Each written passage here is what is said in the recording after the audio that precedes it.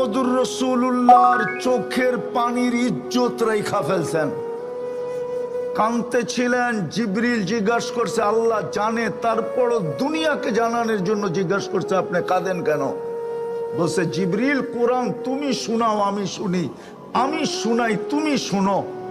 কোরআনে দেখতেছি সব জাতিকে আল্লাহ সমূলে ধ্বংস করে দিছে, আমারটি কি ওরকম সমূলে ধ্বংস করে দিবে?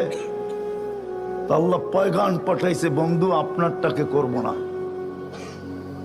আর করব তো কি কইরা? আল্লাহর শানে এই শব্দ ব্যবহার করা যায় না। আপনারটা করব তো করব কি কইরা? সমীহা বলতেও তো একটা জিনিস আছে, আপনি ওদের মাঝে থাকবেন আর আপনার উম্মত আমি ধ্বংস করব কি কইরা? আমাদের নবীজি মদিনা মুনাব্বারায় আছেন, বা হায়াতুন নবী কবরে জীবিত আছেন, ওনার কারণে বেঁচে গেছি। নাইলে আমরা লাল কার্ড পাওয়ার যোগ্য হয়ে গেছি বহুত আগে। আমার কথা ভালো মতে বোঝেন, 24 ঘন্টা আল্লাহটা ভোগ করি। শুধু পানির মতো দামে অক্সিজেনের বিল দিতে হইলে 16,500 টাকা ডেলি বিল দিতে হতো।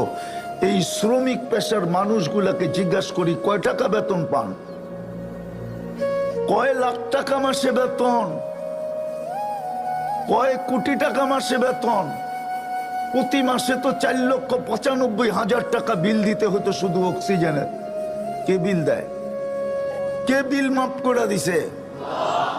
হ্যাঁ, কে বিল মাফ করে দিছে? ভালো মতে বোঝেন, এই জন্যই বলছিলাম প্রস্তুতি নিয়ে যেতে হবে।